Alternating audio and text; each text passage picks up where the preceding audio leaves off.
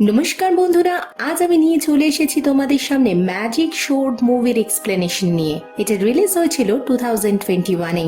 Cinema starting এ আমরা দেখতে পাই জঙ্গলের রাস্তায় কিছু সৈন্যবাহিনী ঘুরে বেড়াচ্ছে, আর তাদের সাথে রয়েছে ইভান বলে একটি ছেলে, যাকে দেখলে সবাই একটু অবাকই হবে, কারণ সে আজকালকার দিনের মতো কাপড় জামা পরে ঘুরছে। আসলে সে একজন রাজার ছেলে।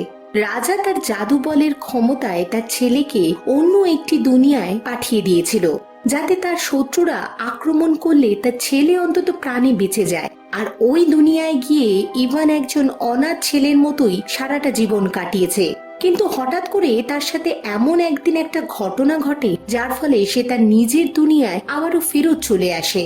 আর এই দুনিয়ায় ফেরত চলে আসার পর ইভানের সাথে তার বাবার আবারও দেখা হয়ে যায়। ঠিক এরকমই যখন ঘটনা ঘটছিল, তারা জঙ্গলের রাস্তায় ঘুরছিল, ঠিক সেই মুহূর্তে তাদের এমন একটা মনস্টারের সামনে দেখা হয়ে যায় যে মনস্টারকে দেখে তারা নিজেরাই আটকে ওঠে। মনস্টারটির মাথা ছাড়া আর কিছুই ছিল না, শরীরের কোনো অংশই ছিল না ওই মনস্টারের। অনেক সংঘর্ষের ফলে ওই সৈন্য বাহিনীর দল লাস্টে গিয়ে সফলতা পায়। ওই মনস্টারটির মাথাটাকে তারা ধরে ফেলে। ফিনিস নামে একজন সেনা সেই মাথাটাকে ধরতে সক্ষম হয়, আর বস্তাবন্দি করে ওই মনস্টারটির মাথাটাকে নিয়ে চলে যায় রাজত্বে। ইভানদের যে রাজত্ব ছিল, সেই রাজত্বের নাম ছিল হোয়াইট সিটি।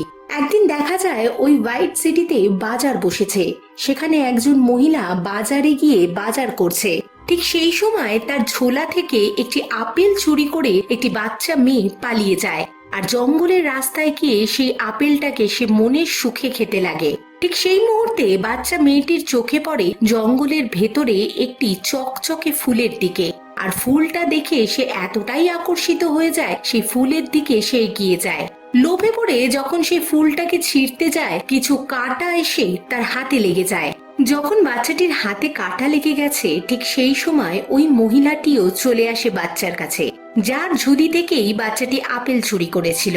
বাচ্চাটিকে দেখে মহিলাটি তাকে প্রশ্ন করে যে তোমার মা বাবা কোথায়। এই দেখেই বোঝা যায় যে ওই মহিলাটির বাচ্চার প্রতি খুবই দরদ রয়েছে।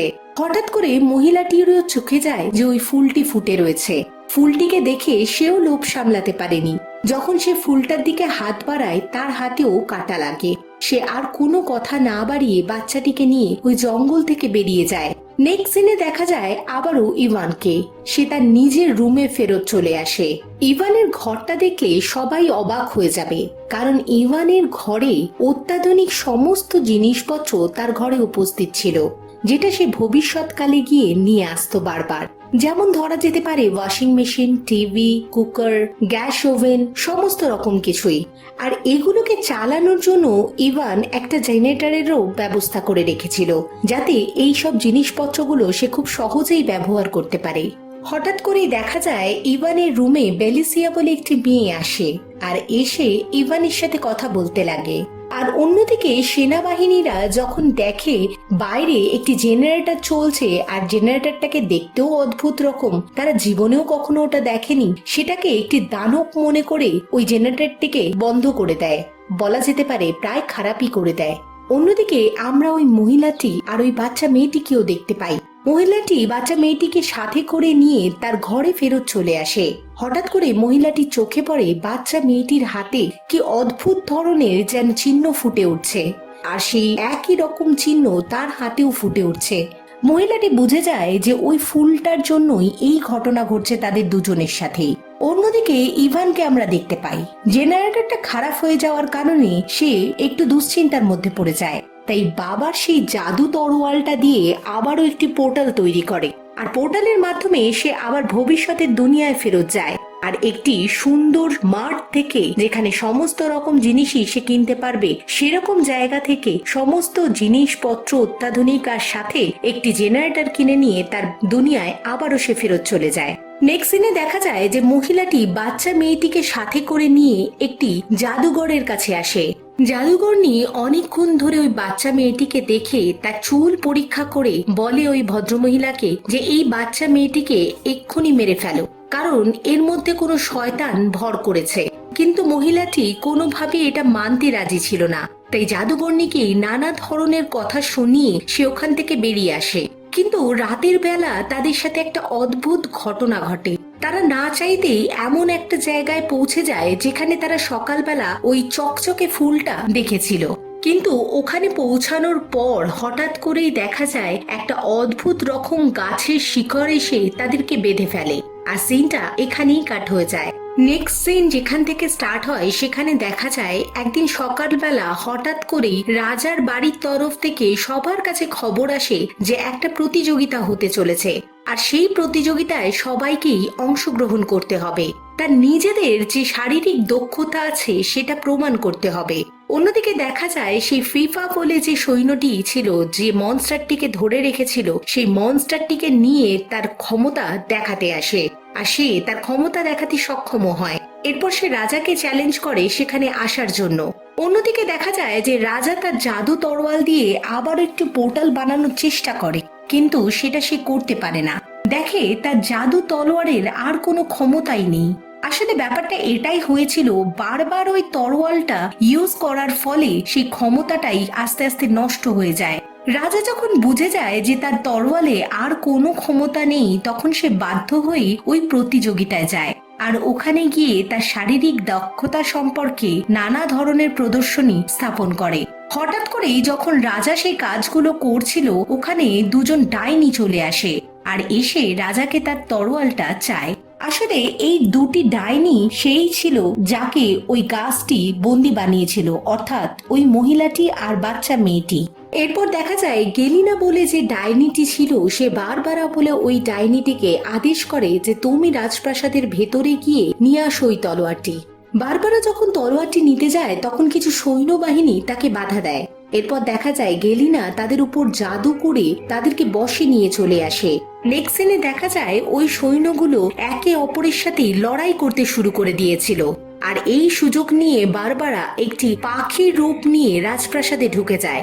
আর তলোয়ারটা যখন রাজপ্রাসাদ থেকে নিয়ে বেরিয়ে আসছিল, সেই সময় ভিউয়ার কি করে, একটি মোবাইল ফোন তার দিকে ছুঁড়ে মারে, আর ছুঁড়ে মারার ফলে বারবারার মুখে যে তলোয়ারটা আটকে ছিল সেটা মাটিতে পড়ে যায়। রাজা সেই তলোয়ারটা হাতে নিয়ে নেয়, কিন্তু তার জাদু ক্ষমতা যেহেতু নষ্ট হয়ে গেছিল, তাই ওটা সাধারণ তলোয়ারের মতোই কাজ করছিল। রাজা এরপর তার তলোয়ারটি ভিভানের হাতে তুলে দেয়, দিয়ে বলে তুমি এটাকে আগলে রাখো। এরপর দেখা যায় ভিভান, ভেলেসিয়া আর ওই জাদুকরনি যাকে প্রথমে দেখা গেছিল, সে সবাই মিলে চলে যায় একটি জায়গায়। কিছু দূর যাওয়ার পরে জাদুকরনি কি করে, সিটি বাজিয়ে একজনকে ডেকে পাঠায়। সে একটি অদ্ভুত ধরনের ঝোপড়ি বাড়ির মতো দেখতে ডেকে নিয়ে আসে ওই ঝোপড়ি বাড়িটিকে জলের মধ্যে ভাসিয়ে দেয়। এরপর যখন ওই ডাইনি আর তার সাথীরা তাদের ফলো করতে করতে চলেই আসে, প্রায় দেখে ওই ঝোপড়ি বাড়িটি জলের মধ্যে ভেসে যাচ্ছে। তখন ডাইনি আর তার সাথীরা বোঝে হয়তো ওরা ওই জলের মধ্যেই ভেসে যাচ্ছে, সেই বলে তাদেরকে অ্যাটাক করার চেষ্টা করে। কিন্তু ওরা কেউই ওই ঝোপড়ি বাড়ির মধ্যে ছিল না। তারা প্রত্যেকে মিলে নদীর পাশে একটা পুরনো গাছ ছিল, আর গাছের আড়ালেই তারা লুকিয়েছিল। এরপর ভিভান ওই জাদুকরনিকে জিজ্ঞাসা করে যে এই দুটি ডাইনি কে আর কেনই তাদের দিকে আক্রমণ করেছে। জাদুকরনি তাকে বলে যে বহু বছর আগে এখানে একজন জাদুকর থাকতো। সে খুবই সৎ ছিল। সে যে জিনিস ছুঁতো সেটার মধ্যেই বলা যেতে পারে প্রায় প্রাণ চলে আসতো। একদিন হঠাৎ করে সে লক্ষ্য করে তার গায়ের রং অত্যাধিক পরিষ্কার হয়ে যাচ্ছে। সে বুঝে যায় যে সে কিছুদিনের মধ্যেই মারা যেতে চলেছে। তাই সে অমর থাকার জন্য একটি তরোয়াল নিয়ে এসে জাদুর সৃষ্টি করে, আর ওই তরোয়ালটি এখন ইভানের কাছে রয়েছে। জাদুঘরের যে সঙ্গী ছিল কোসি বলে একজন, তার ওই তলোয়ারের প্রতি খুবই লোভ ছিল, তাই তলোয়ারটা দেখা মাত্রই তার লোভ হয়ে যায় সেটাকে নেওয়ার জন্য। এরপর জাদুঘর যখন ওই তলোয়ারের উপর একটি হীরা লাগাচ্ছিল, ঠিক সেই মুহূর্তে ওই কোসি মাথার উপরের দিকের অংশ থেকে একটি পাথর ছুঁড়ে ফেলে, আর পাথরটা গিয়ে সোজা জাদুকরের গায়ে লাগে। জাদুকর হঠাৎ করেই দেখা যায় যে মাটির তলায় মিশে যায়, কিন্তু সে এখনো প্রাণে বেঁচে যায়। জাদুকর মাটির তলায় মিশে যাওয়ার পরে তার ভেতরে একটা ঘেন্না এবং আক্রমণাত্মক মনের সৃষ্টি হয়ে যায়, আর তবে থেকেই এই বাজে জাদুকর খুঁজে বেড়াচ্ছে এই তলোয়ারটিকে, আর তলোয়ারটা নেওয়ার জন্যই তার এই কাণ্ড। জাদুকরনি যখন ইভানকে গল্পটা শোনাচ্ছিল, ঠিক সেই সময় জলের যে রাজা ছিল সে বেরিয়ে আসে। বেরিয়ে এসে কিছু ডেডলাইন সম্পর্কে বলতে লাগে। জলের রাজার কথা মতোই তারা একটি জায়গায় গিয়ে ওঠে আর ওখান থেকে ডেডল্যান্ডের দিকে রওনা দেয়, যাতে কোনোভাবেই ওই বাজে জাদুকরকে মারা যেতে পারে। নেক্সট সিনে দেখা যায় যে দুজন ডাইনি ওই ঝুপড়িটাকে ধরে ফেলার পর ওখানে খোঁজে যে কেউ আছে কিনা। দেখা যায় যে ওখানে কেউ নেই। তখন বড় ডাইনিটি ছোট ডাইনিকে আদেশ দেয় যে এই ঝুপড়িটাকে জ্বালিয়ে দেওয়ার জন্য, কিন্তু শেষ মুহূর্তে আরো একটি ঝুপড়ি এসে ওই ঝুপড়িটিকে বাঁচিয়ে নেয়। নেক্সট সিনে দেখা যায় জাদুকর্ণী ইভান যেখানে গিয়ে ওঠে সেখানে দেখা যায় লোহার শিকল দিয়ে কিছু বাধা রয়েছে। ফিফা কি করে, খুব সহজেই ওই লোহার শিকলটিকে তুলে নেয়, কিন্তু ইভানের গায়ে এতটাও শক্তি ছিল না যে সে লোহার শিকলটা তুলতে পারে। জাদুকর্ণী যখন দেখে ইভানের গায়ে কোনো শক্তি নেই, তখন সে তার নিজের ঝুলি থেকে ম্যাজিক্যাল কিছু গুলি বার করে খেয়ে নেয়। খেয়ে নেওয়ার ফলে তার গায়ে এতটাই শক্তি আসে, সে দ্বিতীয় শিকলটি তুলে ধরে। আর তুলে ধরার ফলেই দেখা যায় ওই জলের তলা থেকে একটি ওয়েল বেরিয়ে আসে। ওয়েল বেরিয়ে আসার পরে তারা বুঝে যায় তারা যে জায়গায় তারা এতক্ষণ দাঁড়িয়েছিল সেটা আর কিছু নয়, ওয়েলের পিঠেই দাঁড়িয়েছিল। আর শিকলটা ভেঙে যাওয়ার ফলে ওয়েল আকাশের পথে উড়ে যায়। ওয়েল তাকে ডেডল্যান্ড অব্দি পৌঁছে দেয়। এরপরে ডেডল্যান্ডে পৌঁছে দেখা যায় ইভান সুযোগ বুঝে ওই জাদুকর্ণীর থলি থেকে ওই ম্যাজিক্যাল গুলিগুলো বার করে নেয়। আর ডেডল্যান্ডে পৌঁছে সেই গুলিগুলোর কিছু অংশ সে নিজেও খেয়ে নেয়। গুলিগুলো খাওয়ার ফলে তার ভেতরেও একটা অদ্ভুত শক্তি চলে আসে। এরপর ডেডল্যান্ডে পৌঁছানোর পর তারা আস্তে আস্তে সামনের দিকে এগিয়ে যায়। ওখানে পুরোই চারিদিকটা বরফে ঢাকা, প্রচুরই ঠান্ডা। তারা চলতে চলতে একটি পাহাড়ের সামনে গিয়ে পৌঁছায়, যে পাহাড়টি কথা বলতে পারত। এরপর পাহাড়টি তাকে বলে যে আমার 3টে প্রশ্নের উত্তর দিতে পারবে তাদেরকে একমাত্র আমি ভেতরে ঢুকতে দেব, নয়তো নয়। এটা শোনার পর ইভান নিজের বুদ্ধি খাটিয়ে একটা দারুণ প্ল্যান বার করে। পাহাড়টিকে এমন কিছু প্রশ্ন করে ওঠে কথার মধ্যিখানে কথা দিয়ে, যাতে পাহাড়টির মনে হয় যে সেই প্রশ্নগুলো সেই করছে। কিন্তু অদ্ভুতভাবে এই প্রশ্নগুলো ছিল ইভানের উত্তর, সেই কারণে তার কাছে রেডিও ছিল। হঠাৎ করে শেষ মুহূর্তে পাহাড়টি বুঝে যায় যে ইভান তাকে বোকা বানাচ্ছে, কিন্তু যেহেতু সে শর্ত দিয়েছিল 3টি প্রশ্ন সে করবে এবং তাকে উত্তরও দিতে হবে, আর সেই তার শর্ত অনুযায়ী সেটা পূরণ হয়ে যায়। ইভান তাকে বলে যে তুমি আর কোনো প্রশ্নই আমায় করতে পারবে না, কারণ তুমি বলেছিলে 3টে প্রশ্ন আর সেটাও শেষ হয়ে গেছে। এরপর পাহাড় নিরুপায় হয়েই তাকে একটা চমকপ্রদ একটা পাথর হাতে তুলে দেয় আর দিয়ে বলে যে যাও ভেতরে প্রবেশ করো। ভেতরে প্রবেশ করার পর ইভান দেখে তার বাবা ভেতরে বসে আছে, আর এটা দেখে সে সব থেকে বড় অবাক হয়ে যায়। তার বাবাকে প্রশ্ন করে যে তুমি এখানে কি করে পৌঁছালে। বাবা তাকে বলে যে ডাইনিটি ছিল, সেই ডাইনিটি আমাকে মেরে ফেলেছে, আর সেই কারণেই আমি ডেডল্যান্ডে পৌঁছে যাই। বাবাকে ওই অবস্থায় দেখে ইভানের মনে প্রচুর দুঃখ হয়, কিন্তু হঠাৎ করেই তার মনে পড়ে যায় তার হাতে যে পাথরটি রয়েছে সেটা তার বাবাকে দিলে তার বাবা আবারও বেঁচে উঠবে। কিন্তু ইভান যখন তার বাবার দিকে ওই পাথরটি ছুঁড়ে দেয়, বাবা সেই পাথরটি না নিয়ে কোসির হাতে তুলে দেয়। কোসিকে বলে এই পাথরটার এখন তোমার অনেকই বেশি প্রয়োজন, তাই তুমি এটা নিয়ে ইভানের সাথে বাইরে যাও আর গিয়ে ওকে সাহায্য করো। নেক্সট সিনে দেখা যায় ইভান কৌশিকে সাথে নিয়ে আর আরো তার যে সঙ্গী সাথীরা ছিল তাদেরকে সাথে করে জাদুকর্ণীকে নিয়ে একটি নদীর ধারে পৌঁছে যায়। আর ওই নদীটি পার করলেই সে তার নিজস্ব রাজত্বে ফেরত চলে যাবে, অর্থাৎ হোয়াইট সিটিতে ফেরত চলে যাবে। কিন্তু নদীটি এত বিশাল ছিল যে সেটাকে পার করা খুব একটা সহজ বিষয় ছিল না। ইভান তার পকেটের থেকে আবারও ওই ম্যাজিক্যাল গুলিগুলো বার করে আর বার করে খেয়ে নেয়। খেয়ে নিয়ে তার গায়ে এতটাই শক্তি চলে আসে যে সে বিশাল আকৃতির একটি গাছ নদীর এপার ওপার ফেলে দেয়, যাতে একটি ব্রিজের সৃষ্টি হয়ে যায়। এরপর জাদুকর্ণী যখন কোসিকে জিজ্ঞাসা করে যে ওই বাজে জাদুকরকে কোথায় গেলে পাওয়া যাবে, কোসি কিছুতেই মনে করতে পারে না। জাদুকর্ণী খানিকটা রেগে গিয়েই তার ম্যাজিক্যাল স্টিক দিয়ে তার মাথার পিছনে বাড়ি মারে আর ঠিক সেই মুহূর্তেই কোসের সমস্ত কিছুই মনে পড়ে যায়। কোসের সমস্ত কিছু মনে পড়ে যাওয়ার পর সে জাদুকরণীকে বলে যে ওই জাদুকর যে পাথরের নিচে চাপা পড়ে রয়েছে সেই পাথরগুলোকে টুকরো করে ভেঙে ফেললে তবেই সম্ভব তার মৃত্যু। এরপর এই কথাটা শোনার পর বেলিসিয়া ইভানের কাছে যায়, বলে একমাত্র তোমার এই জাদু তলোয়ারের পক্ষে এটা করা সম্ভব। কিন্তু ইভান বেলিসিয়াকে বলে বারবার আমি যেহেতু ভবিষ্যৎকালে গেছি সেই কারণেই আমার তলোয়ারে সমস্ত জাদু শেষ হয়ে গেছে। আর এটা শুনে বেলিসিয়া খুবই রেগে যায়। ইভান কোনো উপায় না পেয়ে সোজা একটি জায়গায় চলে আসে। জঙ্গলে এসে একটি গাছে বারবার তার তলোয়ারটিকে দিয়ে আঘাত করতে লাগে, কিন্তু যেহেতু এটা একটি সাধারণ তলোয়ারে পরিণত হয়ে গেছিল তাই আর কোনো ক্ষমতাই ছিল না তার। রাগের বশে ইভান কি করে তলোয়ারটিকে নিয়ে মাটিতে পুঁতে দেয়। আর হঠাৎ করে ইভান লক্ষ্য করে তলোয়ারটির মধ্যে অদ্ভুত ক্ষমতা চলে আসতে লাগে।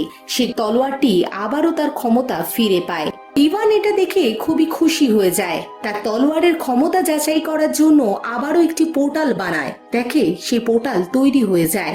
ইভান এটা দেখেই খুব মজা পেয়ে যায়। তারপর জাদু থলি থেকে আবারও একটি ম্যাজিক্যাল গুলি খেয়ে গায়ে শক্তি বানিয়ে নেয়। দিয়ে তলোয়ারটি হাতে তুলে নিয়ে একটি বড় পাথরের তলায় তার তলোয়ারটিকে লুকিয়ে রেখে দেয়। দিয়ে সবাই মিলে ওখানেই রেস্ট নিতে লাগে কিছুক্ষণ। ফেনিস অবশ্য দূরে দাঁড়িয়ে তাদের পাহারা দিতে লাগে, কিন্তু হঠাৎ করেই দেখা যায় একটি তীর এসে ফেনিসের বুকে বিঁধে যায়। আসলে এই তীরটি চালিয়েছিল বারবারা বলে ওই ডাইনিটি, কারণ তারা জেনে গেছিল এখন ইভানরা কোথায় রয়েছে। এরপর দেখা যায় ডাইনিরা আক্রমণ করে দেয়। এরপর ইভান তার সমস্ত সঙ্গী সাথী বেলিসিয়া, জাদুকর্ণী, এমনকি যে মনস্টারটিকে সাথে করে এনেছিল তারা সবাই মিলে ডাইনির এগেনস্টে যুদ্ধ ঘোষণা করে দেয়। কিন্তু ইভান কোনোভাবেই ওই বড় পাথরটিকে সরিয়ে তার জাদু তলোয়ারটা বার করতে পারছিল না। যখন তার মনে পড়ে সেই ম্যাজিক্যাল গুলির কথা, সে যখন থলেটা বার করে দেখে সেখানে আর একটি গুলিও অবশিষ্ট নেই। জাদুকরণী হঠাৎ করেই দেখে নেয় যে ইভান আসলে কিভাবে তার শক্তি নিজের মধ্যে আনছিল, আর দেখেই রাগ করে ফেলে। এতক্ষণে সবাই বুঝে যায় যে ইভানের শক্তি কোথা থেকে আসছিল।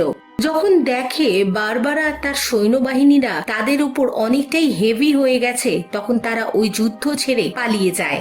এতক্ষণে দেখা যায় যে বারবারাও তাদের যেতে দেয়, কারণ বারবারার হাতে ওই তলোয়ারটি চলে আসে। অন্যদিকে দেখা যায় যে বারবারা সে মনে মনে কথা বলতে লাগে যে এই তলোয়ারটা কোনোভাবেই সে তার আরেক ডাইনির হাতে তুলে দেবে না, কারণ এই তলোয়ারটা দিয়েই সে অমর হতে পারে। ইভানের দলের সবাই ইভানের উপর খুবই রেগে যায়, তাই ইভানকে প্রায় পিছনের দিকে ফেলেই তারা আগে এগিয়ে যায়। আর হঠাৎ করে রাস্তায় চলতে চলতে একটি বড় পাথর সামনে চলে আসার ফলে ইভান তাদের থেকে আলাদা হয়ে যায়। ইভানের কেউ খোঁজও করে না, যেহেতু ইভানের উপর সবাই রেগেছিল। ইভান যখন জঙ্গলের ভেতর রাস্তা দিয়ে আসতে যায় তখন তার তলোয়ারের শুধু খোলসটাই পড়েছিল, যেটা দেখে সে অবাক হয়ে যায়। অন্যদিকে দেখা যায় বারবারাকে সে একটি পেঁচার রূপ ধারণ করে ওই তলোয়ারটিকে মুখে করে নিয়ে উড়ে যেতে লাগে। বারবারা যখন উড়ে যাচ্ছিল ঠিক সেই মুহূর্তে গেলিনাও চলে আসে আর এসে বারবারার সাথে যুদ্ধ লাগিয়ে দেয়, যার ফলে তলোয়ারটি মাটিতে পড়ে যায়। দুজনেও ওই জঙ্গলের মাটিতে চলে আসে আর এসে একে অপরের সাথে কথা বলতে লাগে। গেলিনা তাকে বলে যে তুমি কোনোভাবেই জাদুকরকে কোনোভাবেই ধোকা দিতে পারো না, যেটা শুনে বারবারা রেগে যায়। সে বলে আমি এটা করবই। এরপর হঠাৎ করেই বারবারা এমন একটি জাদুর সৃষ্টি করে যেখানে গেলিনা আবারও সেই একই রকম হয়ে যায় যখন রাজার সৈন্যকে যেমনটা সে করেছিল। হঠাৎ করেই ওই জঙ্গলের রাস্তায় ভিভান ওই তলোয়ারটি খুঁজে পেয়ে যায় আর তলোয়ারটিকে সাথে করে নিয়ে সে হোয়াইট সিটিতে ফেরত চলে আসে। হোয়াইট সিটিতে এসে দেখে তার যে সমস্ত সৈনিকরা ছিল তারা প্রত্যেকেই জাদুর দ্বারা বশ হয়ে রয়েছে। ভিভান ওই তলোয়ারটিকে হাতে তুলে নিয়ে সবার সাথে লড়াই শুরু করে দেয় আর ভিভানের সাথে হেল্প করার জন্য তার সমস্ত সৈন্যবাহিনীরা চলে আসে ওখানে আর সবাই মিলে লড়াই করতে শুরু করে দেয়। অন্যদিকে দেখা যায় যে মনস্টারের মাথাটা তাদের সাথে এতক্ষণ ধরে ঘুরছিল, সেই মাথাটা একটি পাথরের উপরে গিয়ে বসে আর ওখান থেকে বলতে লাগে যে এই পাথরটাই সেই পাথর যে পাথরের তলায় ওই বাজে জাদুকরকে রাখা রয়েছে।